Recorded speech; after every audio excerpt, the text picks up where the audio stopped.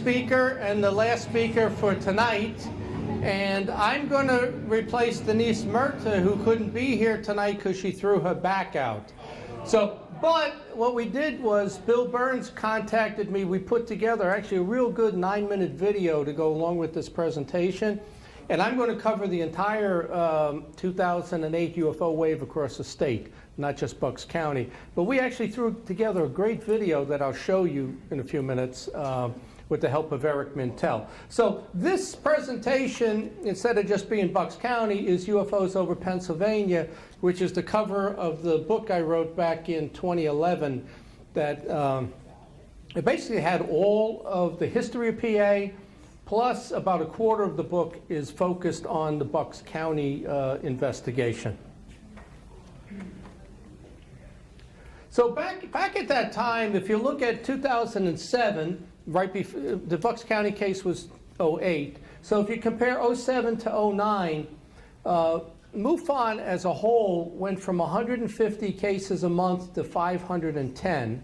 And they went from 1,500 a year to 6,000. And they've stayed at 6,000 really for the last 10 years. People are reporting this or seeing it. And I can tell you when the Hangar 1 show was on for the 2 years, that was up around 8,000 cases. But it was a lot of historical cases that people felt comfortable now that they were going to come forward and report it. And I'm going to show you some slides for Pennsylvania, but we basically tripled the number of cases. I show this slide everywhere I speak now. You know, I believe this so strongly now. When you look at, I mean, is any serious scientific person going to get involved in UFOs? I mean, I got my congressman's phone number. When Hangar 1 debuted, he texted me, what time's the show on, what channel? He watched it. You know, it was because it was about the presidents. But I'm friends with him. And nobody's going to get involved if you're talking about Da Vinci was an alien. You know, Edison was an alien. I mean, I think the Ancient Alien show has done more harm to this field than the contactees in California, right? I mean, remember they were going out in the desert in California and girls, good-looking girls from Venus were coming. But come on, good-looking girls from Venus? Who are you kidding me? But I feel so strongly about this, and the guy who put that together, he gave me permission to use that in my book, the last book I made, and in my presentations. But, you know, I say they've taken ufology and turned it into the Jack Link's commercial for messing with Sasquatch. I mean, the Bigfoot hunters like Fred, this is terrible. If you really believe that that's a real primate or an interdimensional entity, and that's how they show them messing with Sasquatch, you know.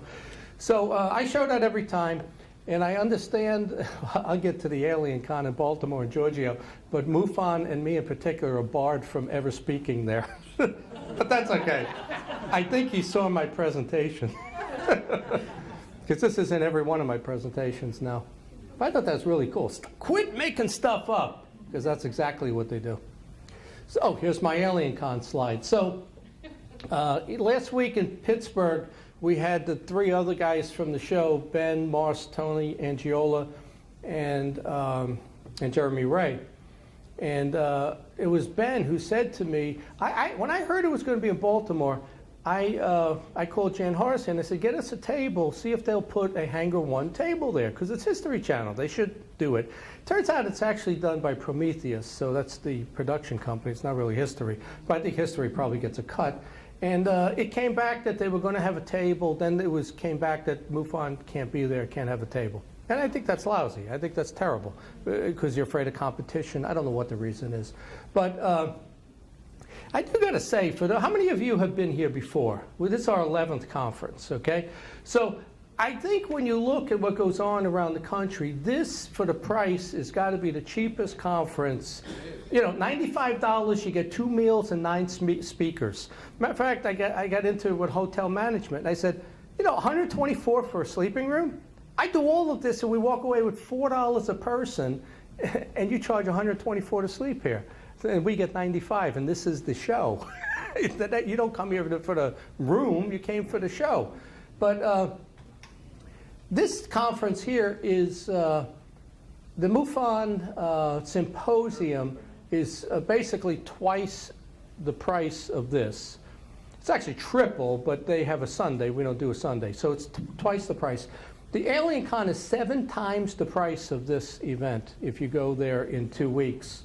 And if you do the Gold Pass, it's $686. You get a premium experience. I make good money, I can't afford that. Yeah, right? 600, come on. We do this so you can attend. You know, we seriously, we get $4 a person when we pay the bills. Of the $95, $65 goes to the hotel for food and the banquet room. You know, and the rest goes for flights and paying the speakers and advertising and insurance. And to be honest with you, we're probably not making anything on last week and this week. It's going to be a break-even year this year, but that's all right. We're not in it for the money. So you get general admission for 3 days, get access to the nighttime events, advance access to the marketplace, and you get $30 towards an autograph. But if you want Georgie and Van Daniken's autograph together, it's $150. So, hey, look, you know, this is America. You know, 83. Well, yeah, it's not included in the price. You get $30 towards that. So you got to come. But you can get. What's your autograph? You're speaking there next week. What do you get for your autograph? Zippo. Zippo. Okay, there you go. Do you have pictures or you don't? On the back of my book, and that's it. And you got your book. Okay. But there are others. Richard Dolan's only $20, which I find hard to believe. Richard Dolan is a $20 picture, and Linda Moulton Howe, I think, is a $30 picture. But if you want Georgia and Van Daniken, you know, and I'm going off on a tangent here. This has nothing to do with Pennsylvania, but it's like, I don't know. You know, the Hangar One show was so good, so realistic, based on a real investigation. And this here is, see this pointer? This could not be created by humans. This was created by aliens. That's what you get on that channel. Regurgitate, I got to get off this. Regurgitated over and over and over again. I mean, how many times can you say it, you know? All right, let's go back to 2008. And this is kind of interesting when you look at it. And Bill Burns will bring this up when he speaks at the dinner. You know, the year started out with the Stevensville case. January of 2008, if you remember. And that was famous. I mean, it was all over the news. You know, it went over President Bush's Crawford, Texas ranch. 10 F-16s flew over his ranch chasing this object in the sky. And they had said, well, it's a training mission. And come on, there are so many military people that are MUFON members and in this field and stuff. And I said, wait a minute, training missions, I don't remember if they said it's 3 or 4. It's not 10 F-16s on a training mission.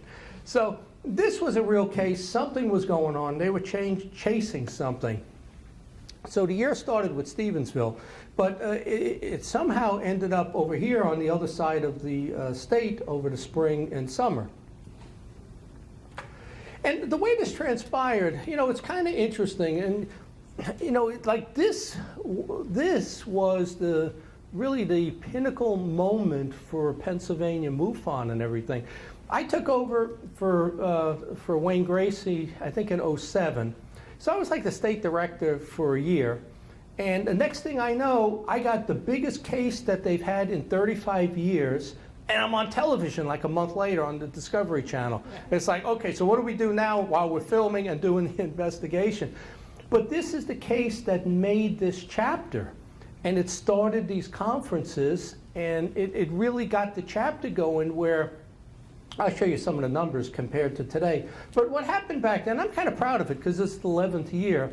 And, you know, it happened, you know, 10 years ago. Really, it's the 11th conference, but 10 years ago we started this. What happened was, I remember being home and I'm getting phone calls and cases coming in, and they're coming in out of Eastlake, Ohio, over at Lake Erie. And so we're getting cases. I got a guy up there, I can't remember his name off the top of the head, calling me saying, I see these glowing objects coming out of Lake Erie, and they're being reported. MUFON's getting the cases. And then Wheeling, I'll get on the CMS and I'll look, and we got a case in Wheeling with this glowing object, right? Then Pittsburgh, we got cases. And with the one from Eastlake, Ohio, 10 minutes later, a guy at State College described the same thing, almost like it was the same object, okay? So, and then it ended up, for some reason, in Bucks County, there was a ton of cases. You know, we got 250 cases just in the Philadelphia Bucks County area. So that's basically how it started, and it was an unbelievable amount. So one of the early cases that we got was over in Hatboro. There's 3 witnesses, husband, wife, son. It's March 28th. And this was part of the UFOs Over Earth TV series, if you watched that. One of the people we interviewed, he saw 4 silent craft hovering. There's 3 witnesses. They actually went to their bathroom window and they were looking out the window. 2 of them were circling like that with a spotlight, like they were looking for something. And he said, John, they were silent. It wasn't a helicopter. They named every aircraft that came off the military base. They really knew their stuff. And so that was one of the early cases that we got. This is us when we went to Denise's house. Denise is right there. That's me. That's Richard Lang, who's my publisher, and he was the MUFON chief investigator. And this guy is, I think, the sound guy along with him. And so that's the crew, and all of a sudden we ended up filming this in July, or I think it was actually a few months earlier, we started filming this case. That date is wrong there, 06. So whoever's camera took that was the wrong date, because it was in 08. See how things get screwed up? Like you take a picture of a UFO and you got the wrong date. And that happens, it's amazing. So this is what the year of 2008 looked like. We were getting 93 cases a year on average, under 100, and then boom. And it was probably even more in Bucks County, but I ran out of sticks. But that's basically how it ended up. Pittsburgh, it started up in Erie, a lot of cases in Pittsburgh, then across the southern part of the state. It was almost like they were following the turnpike, you know, from Pittsburgh out to Philly. And I think they went out into the ocean and then wrapped back around and went back into Lake Erie. If that's what it is, if it's not military, okay? And we'll get to a little better description. So then Popular Mechanics comes out with an article. I think this was in 09. I can't see what it says right over there. It's through 05, but the article was in March of 09. March of 09, they come out with who has the most UFO cases. So it's Los Angeles County is number 1, but in second-tier, medium-sized locations, Westmoreland County, where I live, is number 1, has more UFO cases than any other medium-sized county. Bucks County came in at number 5. Now, they got somebody else listed there, but I changed the graph to reflect the 300 cases, 250 cases in Bucks County. So when you think about it, both ends of this state are number 1 and 5 in UFO reports. And there you got it. So Westmoreland 396 and Bucks 183. And you know, I think he didn't use MUFON numbers for this, he used NUFORC. So I mean, half the data is missing, but still, you can see where it pans out.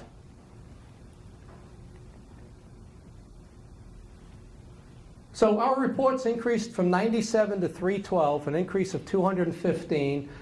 People joining MUFON in Pennsylvania went up from 88 to 133, an increase of 45. And our investigators went from 8 to 21 because there was a whole lot of interest in this, because this was all over the papers in this area. All of your newspapers was covering it, and the 3 TV channels was covering this.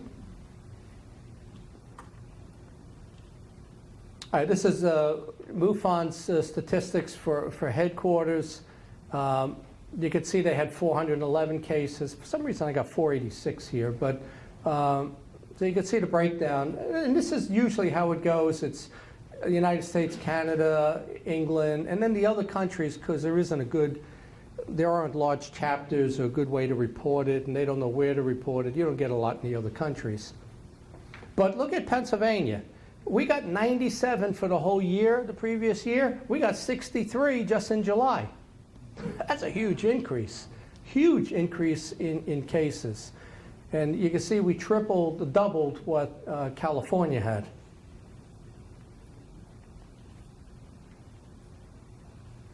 And you know, this is like, you know, other stuff that MUFON tracks, like how many of them were the distance under 100 feet, 100 to 500. You could see a lot of these, there were enough close ones that you could see the object.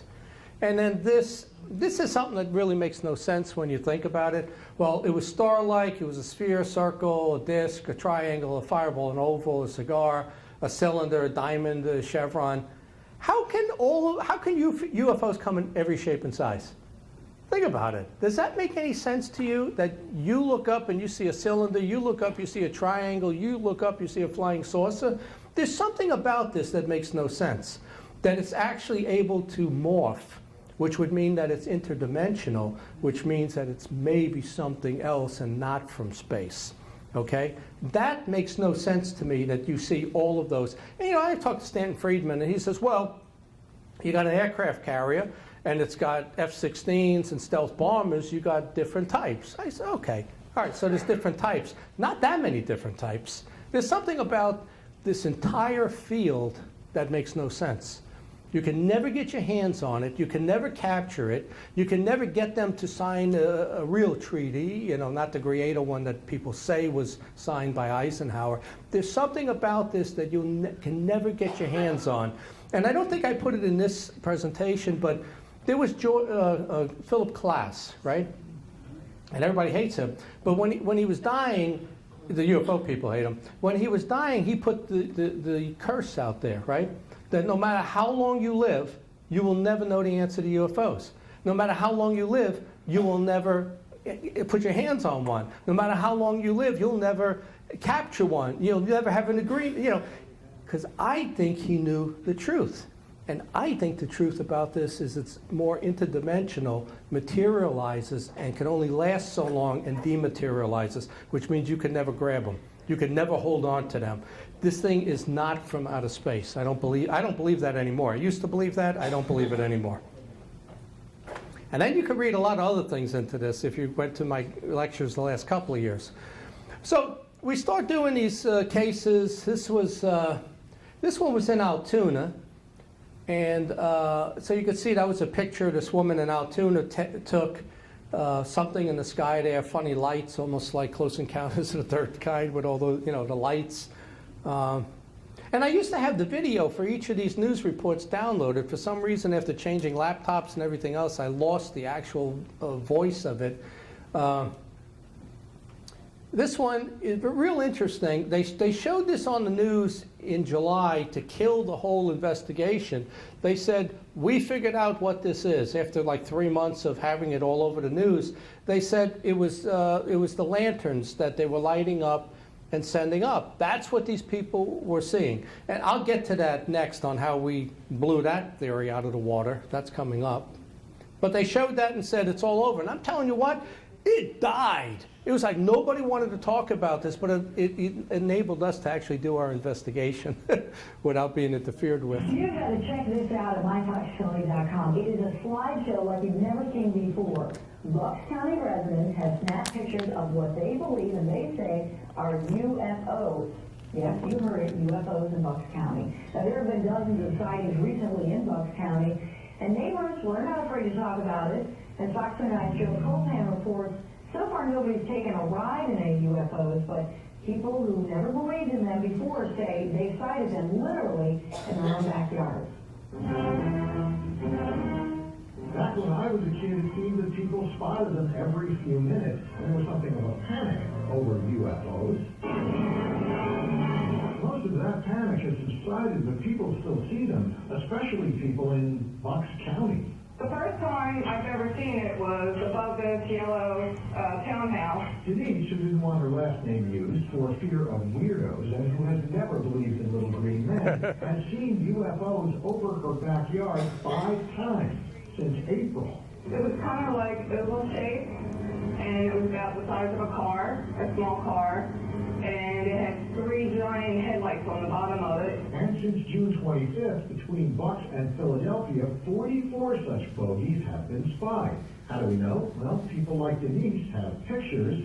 Between the malls to my right And Don Pablo's is right here, so there's been V-shaped objects. And because Bob Gardner says so. He's a field investigator for MUFON, the Mutual UFO Network, and he says the sightings over Bucks are legion in regular old neighborhoods right over the Oxford Valley Mall and above the site of the now shuttered Don Pablo's restaurant. What do they want? Where are they from? Where are they going? With the universe that vast, just like Columbus discovered America, these aliens or extraterrestrials are trying to discover new worlds. Of course, none of this explains the mystery of why the Don Pablo's closed down, but maybe the aliens are like everyone else, love Mexican food, and they abducted the kitchen staff. I understand they do that with people they like. North County Journal, Coltan, Fox 29. So, I mean, anytime you get coverage, it's always comical, right? They play X-Files music and that type of stuff. But that was the type of coverage we were getting. But, you know, sometimes bad news is good news because everybody now is talking about it. So this was a really good one. If you can follow along here and read this. May of 08, May 22nd. First, I'd like to say I am a college-educated police officer. I am also an avid military aircraft enthusiast. I work in the lower area of Bucks County. I do not have the specific date and time, but I know it was late May. I will have to check my police report. So he had a police report for exact time and date. Our department received a few calls in regard to an object around dusk. There was still a good amount of light in the sky. The object appeared east of Newtown. It appeared hovering over I-95 and 332.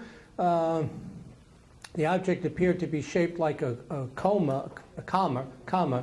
The object appeared to turn in place, shifted the shape of the object. It suddenly rose higher, moved slightly side to side, similar to a helicopter, but a lot faster than a helicopter. The object did not have any sound. It appeared to shudder while moving, almost vibrating, which I thought was strange. After several minutes, it descended slightly below the tree line. I attempted to drive. The object began to descend. There were no helicopters in the area. As an aircraft enthusiast, I have seen many helicopters in flight. This was no helicopter. I work in an area where military bases are nearby. I have seen and can name just about every aircraft that the military uses. I'm reporting this to MUFON. Other people have experienced the same thing, objects in the sky. I have never seen anything like that. Now the thing on this, and I don't know if it's on the same slide or I missed it, he puts there were 6 witnesses. It was him, another police officer, and 4 people on the sidewalk looking at it. And I contacted, at this point Discovery Channel was in town, and they wanted to interview him. So he gave me the name of the police station supervisor. I talked to her, and they said, no, we're not putting him on the air, and don't contact him. I got a personal email from him saying, John, leave it alone. This is not good for my career. So you see the things that kind of happened. He would have been a great witness. There's other cases like in St. Louis and other places where the police did come forward. And you see them on a lot of these TV shows. But this was a really good case, but he couldn't talk about it. There it is. Total number of witnesses, 6. So let's get into Denise.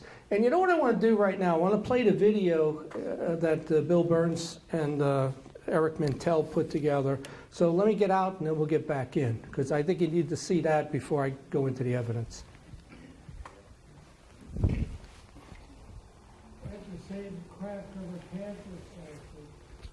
Okay. It's well, I'm gonna give you what I think this was in a minute. Hi, ladies and gentlemen. It's Eric Mintel, Bucks County Paranormal Investigations, and I'm just about ready to interview Bill Burns and John Venture. John Venture with the Mutual UFO Network here in Pennsylvania, and Bill Burns, author and ufologist, and we're going to be talking about the 2008 UFO flap that happened right here in Bucks County. And so stay tuned, it's going to be a great interview. I told him we were doing this for Halloween. My name's Eric Mintel. By night, I'm a professional jazz musician. But by even later at night, I investigate the paranormal. I, along with my team of Bucks County Paranormal Investigations, travel the country investigating all things paranormal. This is Bucks County Paranormal Investigations. You know, we had the UFO flap in 2008. When were you alerted to what was going on out here in Bucks County? Yeah, you know, the 2008 UFO flap was the largest one we had in Pennsylvania since 1973. So, you know, that's what, 35 years in between flaps. And what happened, we started getting reports coming in really off of Lake Erie and up in Ohio, East Lake, Ohio, Wheeling, West Virginia, Pittsburgh, then across the state at State College, and then in the Philadelphia, Bucks County area. So we knew something was going on there, but the epicenter was absolutely Bucks County. Right around the end of 2008, beginning of 2009, there was a UFO flap in different parts of the country.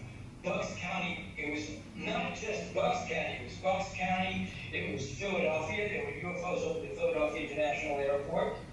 It was Philadelphia County, of course, but it was also in New Jersey, Mercer County, which is where Trenton is, and Hunterdon County. People in Hunterdon County, which is right across the river from Bucks County, also saw these lights. So this was a flap that people in at least 2 states saw. Now, this all happened it started in January, but then it actually happened over a few month periods. Yeah, the first couple were in January, but then it started to pick up. April was really where I'd say the wave started. Okay. And I know, personally, there was a lot of things going on. I mean, I read the first newspaper reports of an police officer in the Falls Township, I guess, area, which is actually right down the street from where I live. And he'd seen like this octopus-type lights in the sky.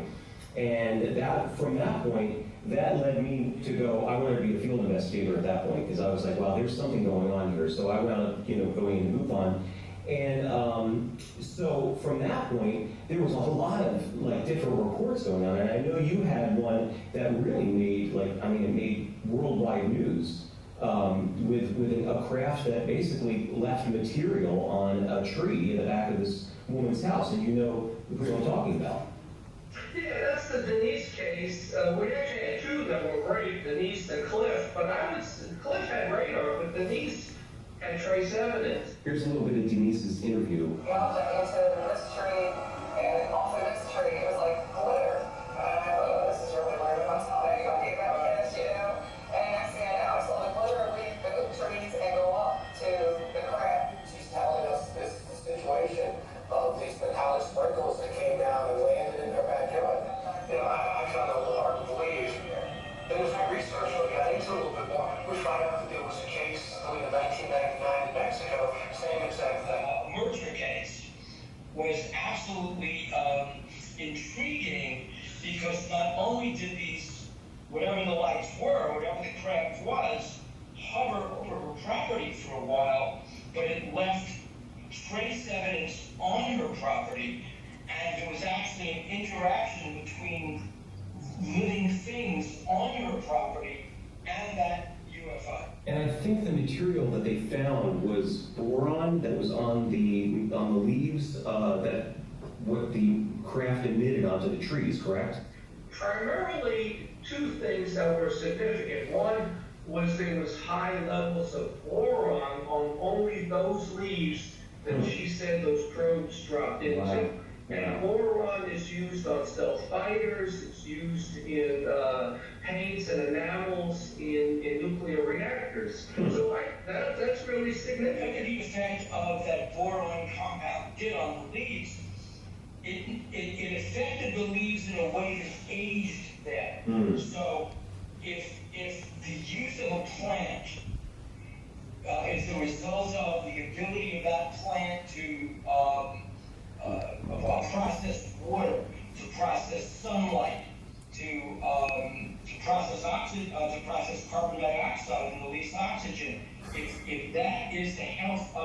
a plant of flora, then what this boron compound did when it floated down on the leaves, it dried the plant out completely. It dried it out, and of course the plant died because it had no water. It had no life-sustaining material.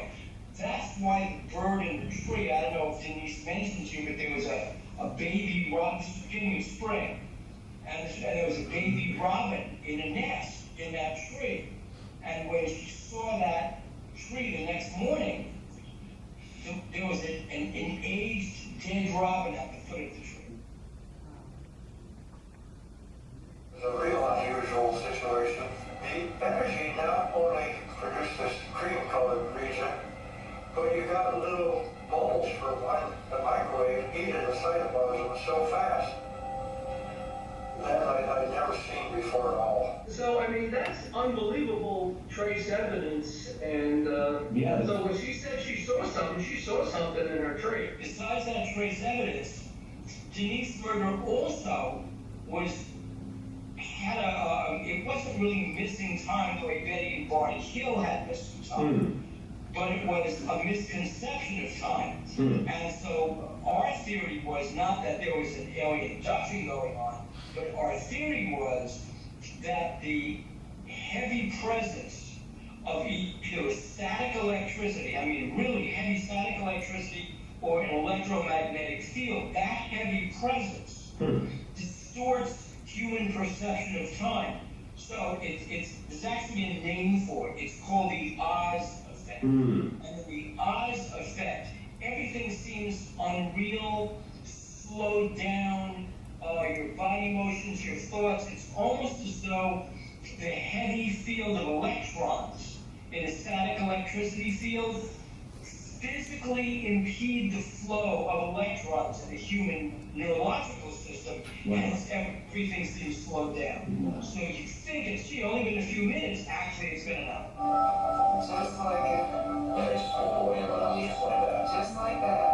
Just can't believe someone can capture what you see, you know? It's like if he's there to there. When we talked about the sighting of that glitter, she seemed much more confident. She was very direct. Her answers were spontaneous. And she seemed like she was telling the truth about that. But she's alleged that glitter had come down to the trees and eliminated the trees. And she stood there for 20 minutes and watched and never thought to get a camera. This whole thing took place in a matter of microseconds. Denise saw a very unusual phenomenon. All right, John, always good to talk with you, man. I'll see you. Have a great day. Thanks again. Bye-bye. Yeah, I think we got some good stuff here. We did, and I'm still working on it, and then I'll try and get some names for you for the Bigfoot business and see if we can get out there and make.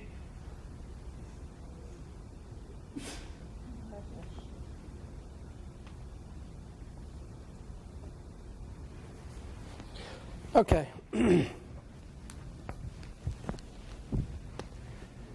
I might have had more hair 10 years ago, but I'm actually 16 pounds lighter and in a lot better shape. That's from kickboxing and racquetball, but I got hurt, so. All right. All right, so you saw the basics of the Denise case. I'll show you some more stuff now on it. This was the report she filed. I just copied the wording in. You know, it was 4 in the morning. And 5 times it happened. What I think was interesting here was it was her dog that woke her up, okay? And with the Cliff case, it was the dog that woke her up. And it's always in, you know, for these people, it was in that, you know, they say the witching hour is midnight, but it's actually the devil's hours, 3 to 4 in the morning, is when a lot of this stuff was going on. But the police officer, her, and Cliff all said that when they saw the object, it was shuffling. It was shuffling. Cliff described it as though, like a movie that you cut a few frames out, it was jumping. Denise said she thought it was moving like this, and then the police officer made a comment also of the way it was moving.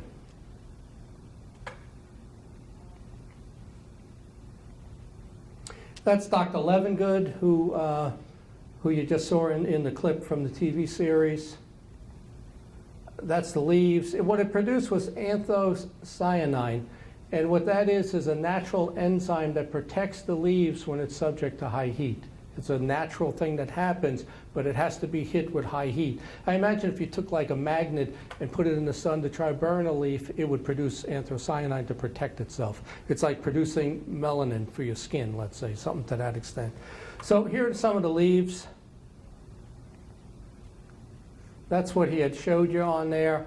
It seemed to, like it was burnt in certain spots.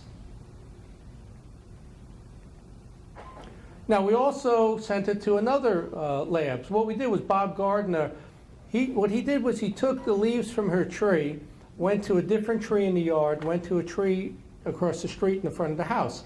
So we bagged them separately, sent them to different labs. So now that was one lab who saw it was subject to high heat or radiation. This one, Nancy Talbot, I think she's up in Massachusetts, she finds boron on the leaves.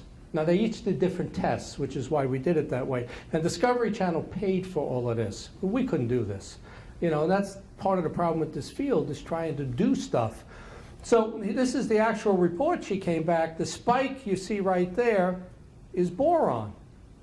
It's like, what is boron doing on the leaves? And I've talked to other people, and they said, oh, it's boric acid from pesticides. And I called her, and she said, no. If it was boric acid, I would have said boric acid. It was boron. It was not boric acid. So that's another example of it. There were a couple other things that spiked too, phosphorus and magnesium and boric acid. But this was before 4th of July. So it wasn't fireworks. This is May. And that's the report. You could see the levels are so much higher. The boron is right there. So you can see how it spiked up. Now, so I look up, all right, what do we do with boron? I mean, I don't know what boron's used for. So boron's used in stealth aircraft because it doesn't reflect radar. All right, so if you think about a UFO or a military craft, right, it doesn't reflect radar. It's used in flares and rockets, enamels. It's used in paints that shield nuclear reactors. Okay, so boron's kind of like lead, let's say. Electrical insulator, and it's not boric acid, which is a pesticide. So it's kind of interesting that that's what you find on the leaves, Then it's funny how all these things come together, and you can get a PhD in ufology when you read so many books and then you come across stuff. There was a guy, Larry Fawcett, big name in the UFO field, let's say in the 70s, and he publishes something called Fawcett's Repetitions.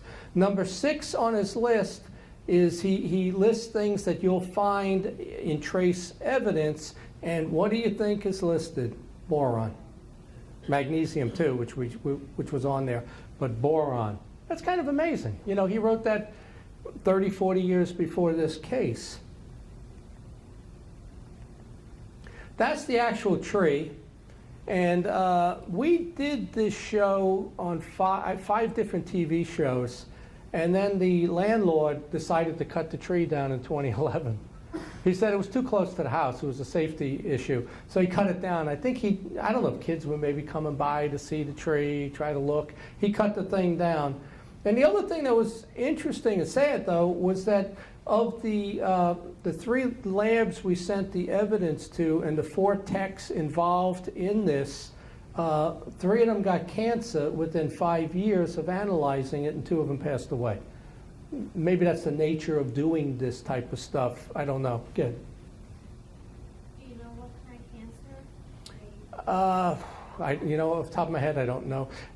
The one guy, I think, was related to whatever was in the tree, if you could connect the cancers, because, like, we were told not to drink water. Right, yeah. They were different cancers. I believe one was colon, one was pancreatic, and Did you find a connection? at that point the case was over. And this is stuff I came across afterwards, like not Nancy Talbot, Phyllis Budinger was the 3rd person that got cancer, and she's the one who told me Nick Ryder died. That was her partner, died, and then Dr. Levengood died also, the guy in the white coat. So, all right, let me just keep going with this. So, I don't know if that means anything. It could just be the nature of being a guy that deals with all of this stuff, and you pick up stuff. We're from Jersey. Yeah. Okay, I grew up in North Bergen, and many of the teachers in North Bergen High, where I went to school, died of cancer. Yeah, well, I It know, was on a toxic dump, yeah, okay? So somebody has to go in and decide if those are related. right, I agree with you. Then it's irrelevant. Yeah. Okay, let me keep going with this. This is a sketch that Bob Gardner put together. I don't know if you can see that if it's too bright. Okay, well, it's basically the object is right there, and the tree is right there. This is just something he put together at the time. Now, I didn't know about this at the time, but a couple of years later, maybe it's 2014 or so, and I come across something called the TR-3B, which is supposed to be a government craft that came after the Stealth, the Aurora project. And this is a government craft with, you know, she said it had a football in the middle. It had 3 headlights on it that lit up. You know, I tell you now, after doing all of that, if you ask me now, tell me one thing you think that the Denise case was, I'm going to say I think it was a government, it was a TR-3B. That's what I think it was. I don't think it was aliens from space. Why they dropped probes in her tree? Maybe they were testing something to magnetically bring them back up. Maybe they go to Mars. I have no idea. Maybe they drop probes and they can bring them back up like a magnet, you know. Because it's funny, you got Trump now talking about a space fleet. He only tells you that because he knows we already have it. You know, that's the truth, you know. And he wants to take credit for it. So then I come across this. In 2004, NIDS, National Institute of Discovery Sciences, does a study on triangles. Now, this is 4 years before our case. But he says that it intensified in the 1990s, and NIDS is Bigelow, that's his group, right? Intensified in the 1990s, but flying over populated areas is not consistent with something that the government does with their craft. But a lot of these were over populated areas. Sightings take place near cities and on interstate highways.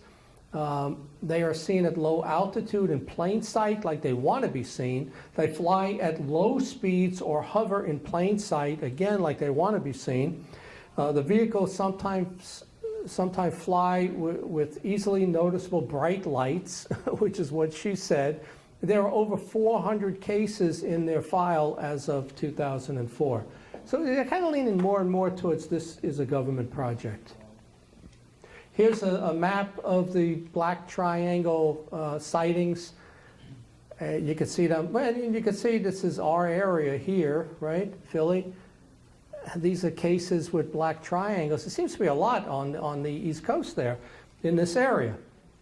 So I don't know, is that what Denise saw? I kind of think it was at this point. And you know, to create that Oz effect that Bill talked about, it's very easy to do that with microwaves. You can do that to somebody. It's not hard to do, you know, and put you kind of in an altered state. All right, so you know, then what we did, we finished the filming with the Discovery Channel, and Bill Burns gets involved. He wants to do an episode on UFO hunters, which was cool. You know, here I am. I'm a movie star now. You know, it's like, all right, you want to do that? We'll do that too. So, so we do an episode on UFO hunters. He takes a little different approach, and he brings in a police sketch artist, and they interview 7 of the witnesses. And that's the other thing about the case.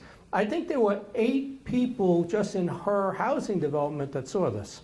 So he got 7 of them, and they all basically drew the same thing. Now, this is not triangular, but somehow they drew a similar object. Maybe what I'm missing in the sketch here is it's a triangle, you know? That's probably what I'm missing here. And those are the 3 lights. So like I said, you know, Trump orders the 6th branch of the military, a Space Force, just recently. I think he knows we've had this for 20 years. We've had the Space Force. Linda Moulton Howe gets involved. So she really was very thorough in interviewing these people, and she allowed me, in that book I showed you in the beginning, UFOs Over Pennsylvania, she allowed me to print her part 1 and part 2, which was about 40 pages of the book, but it was so thoroughly written. I thought it was great, you know. So that's in the book also, 47 pages. There it is right there. Okay, that's the Denise case. So now at the same time, I think it was May, maybe on here is, this is June, okay, July 27th. But I thought he had one in May also. So we get this guy, Cliff, who's a retired contractor living in like a $3 million home on 2 acres. And he contacts us. He puts this case in. He sees twice something hovering over his yard. And he says, again, the dog starts barking. It's 4:05 in the morning. I think Denise was 4:10. And he wakes up.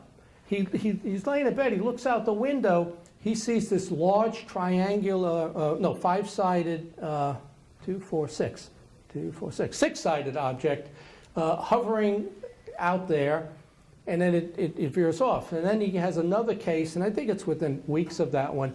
It happens again, and he wakes his wife up, and they go outside. So at that point, there's a heat lightning storm. So what he says happens is they're out there, and the heat lightning goes off, and he says, I see 6 triangular craft. I can see through the lines. When the lightning goes off, you can see through 6 triangular craft. Look like they're docked on some sort of mothership. And he said, John, this thing was gigantic. I mean, 800 feet, 1,000 feet. When you looked out, it was like it took up almost the whole sky. If it came down, it would have covered his whole 2 acres. That was the size of it. So this becomes another, probably the second best case I've ever had. That's the other one. I don't know if there's a date on there. But he drew this. That's his drawing. He had a CAD program, and he made the drawing of it. And that's the other description. So what happens is Bob Gardner, he's the lead investigator on this. He contacts the Philly tower, gets cleared, tells them what we have. They invite him up. So he goes up, they show him radar, right? This is radar. The green is objects with no transponder. And as Richard Lang explained, being in airspace with no transponder is like driving down I-95 on the wrong direction with your lights off. Anything could just, slam into you, an airplane, obviously, in this case. So they show him this. So then what happens is, this is the timeline. We're trying to get something from the FAA, a letter stating what she told us, okay? What I showed you, we actually got after the fact. We didn't get it right then in the beginning. It took a long while to get that. So in July, we filed a Freedom of Information Act. They send a disc to the Discovery Channel and said, well, you can come up. Well, the only problem is you can't read the disc, and the disc they sent was the wrong date. You got to go to an airport and have them read it on the Raptor program. So whatever they sent the Discovery Channel was not good. August 1st, we filed another Freedom of Information Act. They said it's beyond the record retention period. September, we filed it again. October, they said no records. In November, I filed an appeal saying, we were there. We know you have it, right? January, I guess the disc they gave Discovery Channel was corrupt with duplicate data. No, at that point, they actually sent me the discs. I have the discs, okay? And I give it to George Schultz in Denver, the MUFON guy, takes it to the Denver airport where he's got friends, and he sends me an email, and he says, this disc is corrupt, and like they taped over it. But he says, I can pull it, which was great. So I think the FAA in D.C. said they only hold this information for 45 days. Philly tells me basically the same thing. At some point, I don't want to. I might get mixed up here, but so then I have the 8 screens I just showed you, and I'm pressuring her, and she finally sends me an email that says, I told her we were able to pull it off the disk. Her email to me says, I'm surprised you were able to recover anything. If you sent me the disk, why would you be surprised? You should have said, oh, you only got 8 screens? You should have got 12. That was her response. I'm surprised you were able to recover anything. So at the same time, I think we're filming now. I'm driving to, I live in Pittsburgh area. I'm driving here to film the Denise show. I get a call from the FAA in Philly saying, bring your cameras up. The woman wanted this to come up, wanted it to be on film. So I called the guy directing the Denise episode, and he says, John, I can't break off. We're filming Denise. We're filming Cliff in 3 weeks. You have to do it in 3 weeks. So I called the producer, the director for that episode. What happens is he calls me back like a half hour later, and he says, John, I got bad news. The History Channel, no, the FAA said, you're not going to go up to the Philly Tower and interview them. You're not allowed. I said, okay. He calls me back half hour after that. I'm driving on the turnpike here coming to Philly, and he says, I got more bad news. Someone called the History Channel and they canceled that episode. It will not be filmed. So look at how easy that happens. High level, phone calls made. You know, and this is, look, it's after September 11th. Maybe Bob Gardner shouldn't even have been up in the tower, but they did clear him. You know, and maybe the appearance that you can go up in the tower or something was very bad for the FAA. I don't know. But so I'm still pressuring her. I get the protocol for retaining radar, and I send her an email. You got it. So she replies back, and she says, I run an efficient office, and I do have a copy. And that's when she invited us up, and it couldn't fit it in. Okay, so I jumped ahead of myself, and they canceled everything. But I got the CDs. These are the Freedom of Information Acts that I filed. So I just wanted the FAA to tell me what she said, so I got it documented, right? So this one here, that's August, says there's no records. October, no records. October again, no records. They now charge you for this stuff. It was free back then. We paid, I think, for another case, $190. They sent us a file where they deleted the columns we needed on the radar, and the file had to be like 70,000 pages. So they're playing games with you, is what they're doing on this stuff. So here we got July of the following year of 09, and I'm explaining here, you know, what happened. Here's her. I do have a copy of the CD. Okay? So you got the FAA saying they don't have it. And she says, yeah, I do have it. Don't forget, I told you that the disks are not corrupted.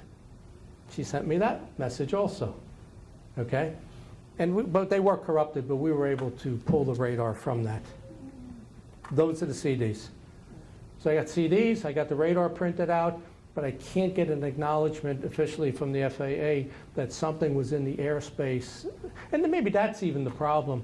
You had an object in the airspace 7 years after 9/11. Nobody knows what it was, and it was huge. And the thing she said was, and she showed Bob Gardner, it was there. It veered off northeast towards New York, exactly what Cliff told us happened when he went out and saw it with his wife. He said it then took off, and he said it was moving 10 miles an hour.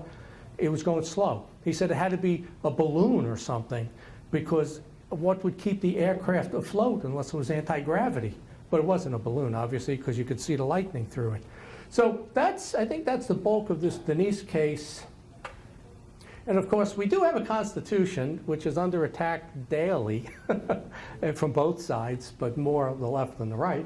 But, but this is the type of stuff comes up. You know, at some point, you're not going to have freedom of speech. You're not going to be able to carry a gun. You're not going to be able to assemble. You're not going to be able to do this. And we're going to be China. We're going to be some totalitarian state. And that's not what the Founding Fathers had in mind. You have to be able to debate uncomfortable things, and you have a right to say whatever you want to say unless you scream fire in a crowded room. That you don't have the right to do. Everything else, you have a right to say it, and you're supposed to be adult enough to debate it and not try to shut the person up, which I found out personally. But so here's the thing with the Chinese lanterns, with the newspaper, it's actually newspaper. Oh, they printed a newspaper story and then ran it on the news that it was Chinese lanterns. So I tell you what we did, and it was pretty cool. I said, you know what? I drove back from Pittsburgh to Philly with a couple of people. It was the Discovery Channel. I met them there, and I said, let's interview this guy. I was head of security for UPS. I was trained by the FBI to interview, interrogate. I read body language, behavioral analysis expert, and I train people. All right, I'm pretty good at this stuff. So I went there. We went there. There was a bunch of us. And I said to him, "When'd you open your store?" It was like, he said, 2 weeks before, a week before 4th of July. So it's the end of June. Her sightings were May, right? Some of them were in March. So his store wasn't open. And people who described this all over the mall area, et cetera, there was different colors. They were seeing different colors. I said, "Show me your Chinese lanterns. What color do they come in?" He says, "White." I said, "You don't have blue?" "No." "You don't have red?" "No." "You don't have green?" "No." But that's what everybody was saying, right? So then what we did was we bought a bunch of them. We went over to the mall at about 11 at night. We lit up about 6 of them. And we sent them up, and we wanted to see how long they stay up. And luckily, they didn't burn some house down, but they don't stay up very long. You know, they stay up for maybe 2 or 3 minutes max, and that was about it. They came down. And we had 11 witnesses from this case stand there, and we asked them, "Is that what you saw?" And they were actually angry and said, "That is absolutely not what we saw. It was not Chinese lanterns." But when they ran that on the news, they pretty much killed this case at that point. But that's actually okay, because I didn't want the media in the middle of this investigation. So then what comes up a couple of years later, you may or may not have seen this. I actually have this on DVD. I can show it at lunchtime if you want. April 2012, Anderson Cooper contacts MUFON. It says, "I want to go over a couple of UFO cases, abductions in particular, or anything good that you have." So nobody from MUFON had the courage to go on TV because they didn't want to be made fun of or caught. You know, but like I said, I was security director, crisis management team director, public affairs director for 3 states. I think I can handle myself with Anderson, you know. So I went and did the show. My job was to defend those 3 ladies. You got Denise from Bucks County. You got these 2 girls here, Bethany and Jennifer from Kentucky, who were abducted. Interesting thing is she had leukemia at 6 years old. She was in the hospital and was supposed to get a bone marrow transplant. She had an encounter with what she thought was an angel. You know, it was a being, and she was cured. Never had to get the bone marrow transplant. So her and her friend and 2 guys see these UFOs. They follow it. Now they got lost time. She clearly remembers being on the ship. She remembers about 5 seconds of it. They were all standing there naked. She sees that same being at 6 years old. He takes her hand, and she has a flashback and everything. It was the same being that cured her. Now, whether you're dealing with angels or you're dealing with aliens here, I think she was dealing with angels, to be honest with you, you know? But really interesting. So I do the Anderson Cooper. I'm trying to defend these ladies. And they got Joe Nickel there, who's a Skeptic Magazine board member. He's debunked every case, and we're getting at it. We're actually getting into it here. What I find out, it was a taped show. I actually cut out of work, which I can cut out. I was the boss, so I cut out of work, go home and watch it at 1 o'clock at my house, and they edited out about half of everything I said about different cases and different things. And I had just published a book a couple of months before that, and in the book I put something from Wired magazine about the Utah data center that copies every email, every text, every phone call, and I brought that up, and he goes, "There's no way that happens." They cut that out. They cut most of what I said out about that. And if you remember, it was a year later when that story broke. Every politician, every newspaper says, "We had no idea they were building this place in Utah, and that's what they do." And I said, the Wired magazine had a whole story on it. I read it, and on page 137 of my book, I put like 3 paragraphs in there about that. So it's documented before they denied it. But who cares? Nobody seems to care, you know, but I know it is. So we do this show, and I thought I held my own, but some of the best things I said got taken out of the show. And, at one point, I said, these 3 women have a lot of integrity to come here and tell you this story. The audience applauded. They cut that out. Joe Nickel, when he says, "I know what this is, it's Jupiter," the entire audience broke out laughing. They dubbed the laughter out. I mean, it was amazing to sit there and say, "What?" And then some of the things I said. He said that the O'Hare Airport case was, I can't remember the name of it now, where it freezes in a punch hole cloud. And, you know, I said, Joe, it has to be freezing. It was 53 degrees that day. You don't get an ice punch hole cloud at 53 degrees. It has to be under 32.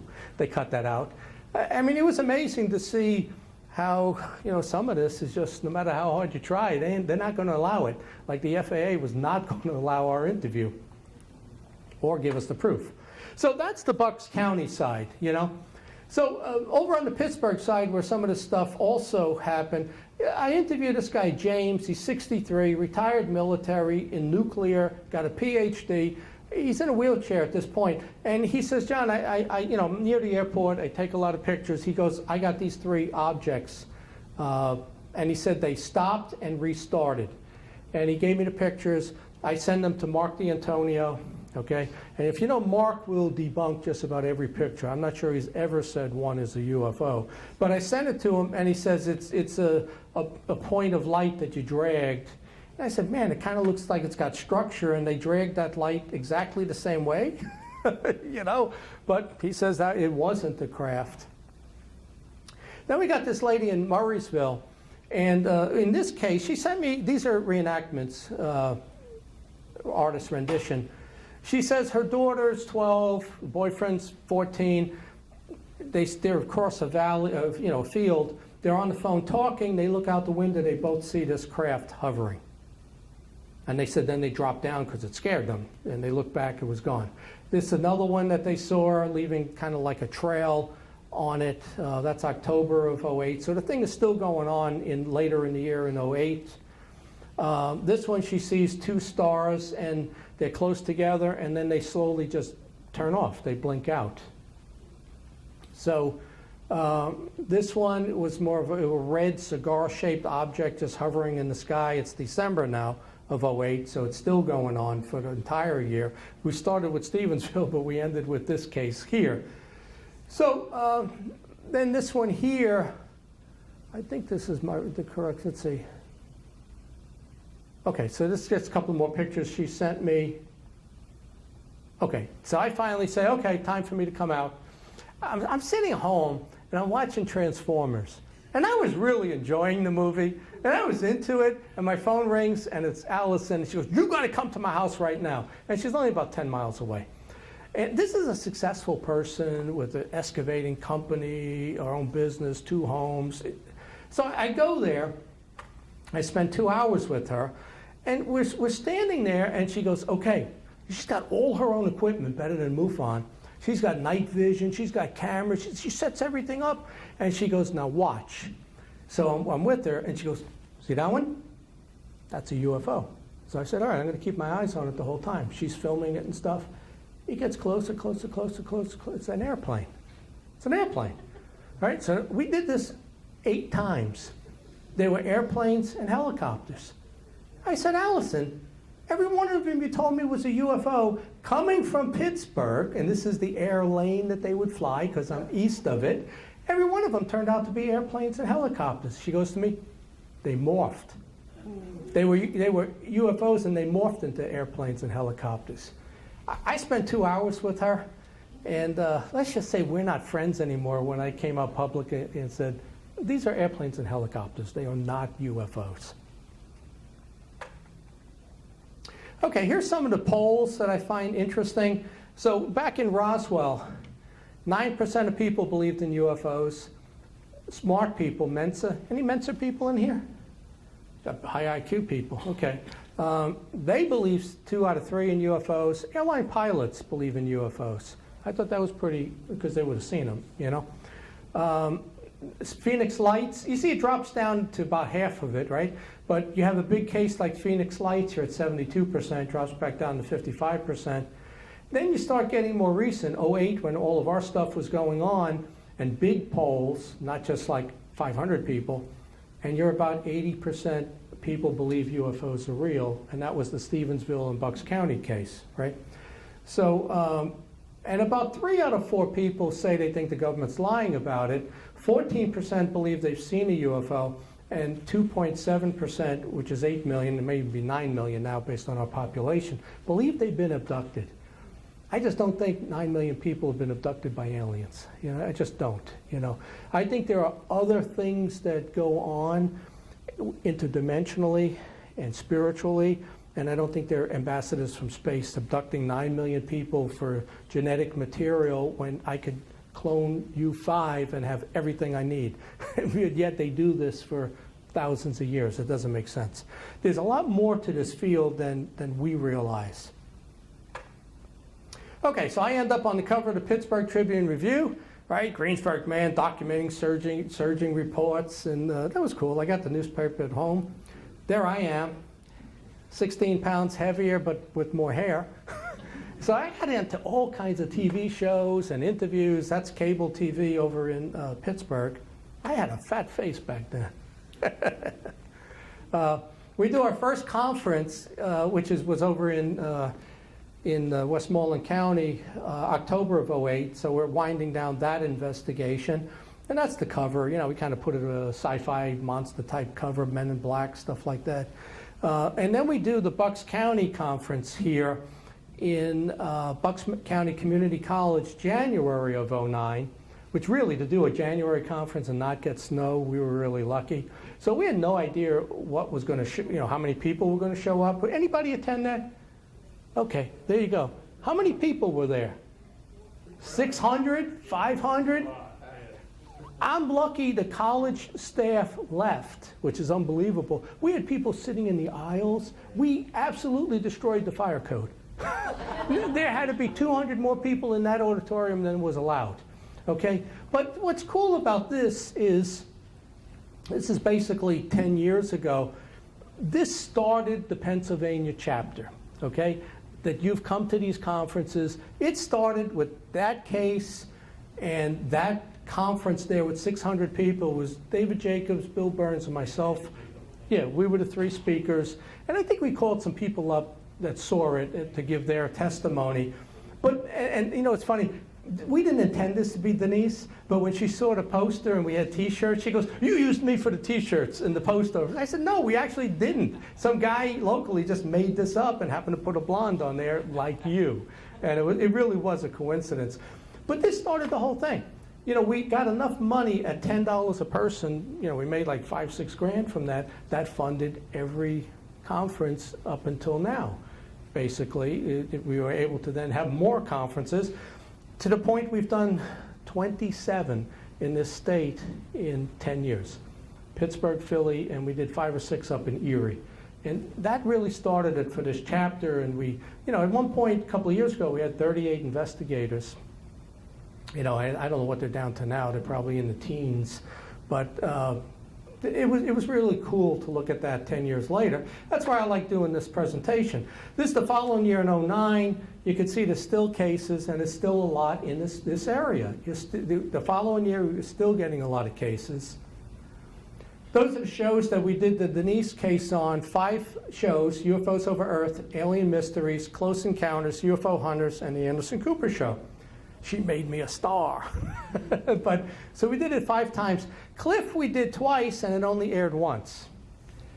It was supposed to air on Close Encounters, never aired. It's amazing when you talk about the radar and all of that, they never showed that episode on Close Encounters, if you remember that series that was on. They only showed it in UFOs over the Earth. It's actually UFOs Over Earth. And then obviously there was a lot of interviews and stuff came out of this. People asked me about Hangar 1. Think about this. It was 6 years between UFOs Over Earth and Hangar 1. That's how long it takes for MUFON to get back into it, to get somebody interested. You know, the shows go from UFOs to hauntings to Bigfoot. The last 2 years they've tried exorcism. There's the show The Exorcist. You had Ralph Sarchi had 3 episodes of his show, Deliver Us from Evil. I'm not sure what the name was, but the book he wrote. For some reason, the fallen angel, demonic, and exorcism doesn't connect anymore with people. I don't understand it. For me, and if you attended my lectures the last couple of years, that's the most real part of all of this unexplained paranormal, is that is real. And I know it's real because I experienced it. But when they try to do shows like that, and same with Guy Malone over there who's going to speak tomorrow, it doesn't connect with the public. And it's almost like, you know, a huge disinformation campaign, whether it's intended or somebody else is pulling those strings who's very powerful and dark. You know, you don't want to hear Jesus' name spoken. You don't want to hear religion. You don't want to hear about exorcism and possession. And I'm reading a book now written by Peck is his name, a psychiatrist. In the book, he says in 1980, they did a confidential survey of priests, and 80% said they did not believe the devil was real. How could a priest not believe it's real? If you don't believe the devil's real, then Jesus isn't real for you either. So, not right now. So, but the thing I saw is that part doesn't catch on with people. And there's a lot of forces keeping that. You know, we'll go back to UFO shows, and then we'll run into Bigfoot shows again. Maybe ghosts right now are pretty popular. That side of it, which is extremely real, doesn't seem to ever happen, you know. But so, you know, people say, why did MUFON get taken down? We were averaging 1.55 million viewers at 10 o'clock on Friday nights, okay? Ancient Aliens was averaging 1.1. We're about 40% higher in the viewership. What they said was, you had older people, and that's not who they wanted for marketing. So I said, okay, put us on at 9 o'clock instead of 10 o'clock. We'll draw over 2 million people. Because let's face it, I'm single. 10 o'clock I go out. I'm not sitting home watching Hangar 1. You know, at 9 o'clock I'm sitting home watching Ancient Aliens. I'm not sitting home at 10 o'clock. You know, so switch us. And they took us down. I think we got too close. I think in particular the episodes on space weapons and underground military bases, I even sat there and looked at those and said, there's no way this show stays on. And we got canceled. And it was the better show, absolutely the better show, because it was real, it was realistic. Okay, if you wonder, I don't know if I'm doing this conference next year. We may do it in May. I may not do it, I don't know. But I'm running for county commissioner, make Westmoreland County great again. That's original. VoteForVentry.com. I said, you know, I'm creative. I'm going up against incumbents. I need an attention getter. So I said, all right, let's put out a wanted poster. They're going to come after me anyhow, based on the things I've said. So I'm going to put this wanted poster out there. Wanted, John Ventry for County Commissioner, make Westmoreland great again. So by this time next year, everybody's going to know my name, for better or worse. But that's what I'm doing next year in May. And we'll see how that turns out. I retired from MUFON. I do this stuff under the string theory of the unexplained. This is not really a Ouija board, because I stay as far away from Ouija boards as possible, but it is a Ouija board. But what I did was I put the three religious symbols, well, that's me, the cross, Jewish, Muslim, and Catholic, Christian. I put those symbols on there. And what the string theory is, if you read my book or listened to my lecture, and Joe Jordan, who's good friends with Guy Malone and I, he's convinced and has cases where the gray alien abduction people have repelled it by using Jesus Christ. The same thing you find out in demonic cases, exorcism. You call upon Jesus, you can repel it. So I'm giving the secret away here. The string theory unexplained is the belief in God, basically. And you're able to repel these malevolent entities. And that's all it takes. That really is all it takes. So I made that up, and it's got my initials here in the corner. So Fred and I have made 76 lectures. Some of them, about half in the studio and the other half at my house, which is pretty cool because every room in my house is themed. Medieval, Japanese, Egyptian, and we film in different rooms. My basement's all horror, sci-fi stuff. Has anybody seen any of these on YouTube, online? They're pretty cool, you know? And they're free. And so if you miss Hangar 1, you can get Fred and I. Go to my website, right in the middle says free lectures. You click on that, it takes you to this. And there's 76 lectures there. And, you know, nobody is censoring us, so we say whatever we want and what we think is the truth. And that's what the 76 lectures are. And again, it's make ufology great again, like the red hat out there that we were selling. You know, this field has just, I don't know. I don't know. It really leaves a lot to be desired at this point. My books are on Amazon. I don't publish them anymore. I sold out, and I'm not going to bother lugging around 400-page books to make $3. So they're on Amazon Kindle, and that's it. You had a question. Hold on. You had a question.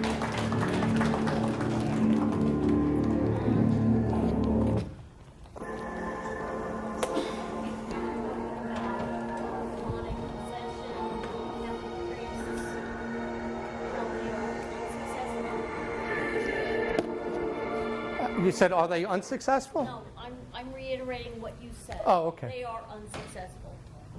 No, they're not unsuccessful. They were. They are successful. Who are successful. Yeah, that's what I'm saying. If you call upon Jesus, you can repel the gray alien and the demonic attack. But television doesn't want you. For some reason, there's no interest in it. I find it amazing. However, if you compartmentalize and make it one specific. Now, I'm Catholic. Mm-hmm. I am totally Catholic. My son is a Reverend. Okay. He's Protestant. I'm going to hell. I'm going to hell. I'm going to hell because I'm Catholic. But, you know, there has to be one absolute ultimate entity who says yay or nay. Now, we have to take into account that there, on this planet, there is more than one religion. Well, I think this stuff interdimensional, but I think if you oh, you're talking about religions, right? You have to look at what's here, what we're dealing with. Yeah.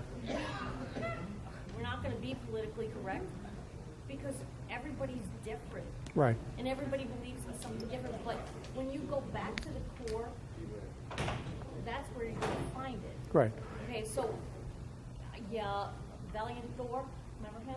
I don't believe he was real, but go ahead. Not everybody does believe, but and I'm going to tell you, there's a new picture on the internet, and it's not the same guy that they put out who was Valiant Thor Yeah. way back when he was the Pentagon person. Right. Okay, and he was actually pushing Jesus.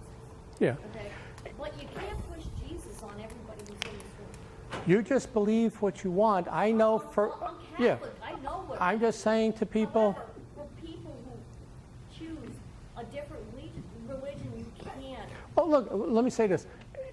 Under people who are religious under Muslim, they've called upon Muhammad. Like the pure, I believe.